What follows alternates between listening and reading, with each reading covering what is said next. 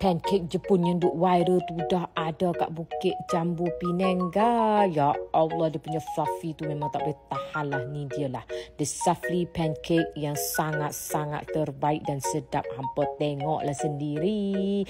Dia punya fluffy tu, rasa macam kalau dapat makan tu sedap, memang ketagihkan. Dah makan satu memang nak lagi.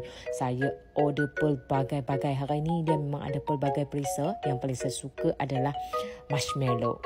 Tak tahu nak kata dia punya sedap tu memang sedap lah. Hampa nak bawa orang yang sayang main wish birthday kat sini pun tak ada masalah, guys. Dia ada set birthday nah. Hampa tengoklah sendiri lembut ke tak tidak. Yang ni Masya. Okey, yang ni green tea yang sangat-sangat sedap. Rasa tu bila masuk dalam mulut tu memang terbaik. Lembut dia tu kena dengan aiskrim tu. Ya Allah, the combination is so perfect. Perfect sungguh, kan. Hampa cepat-cepat pergi try nah kat Bukit Jambu tingkat 1. Hampa sedap sungguh. Rasa terliak nak makan lagi.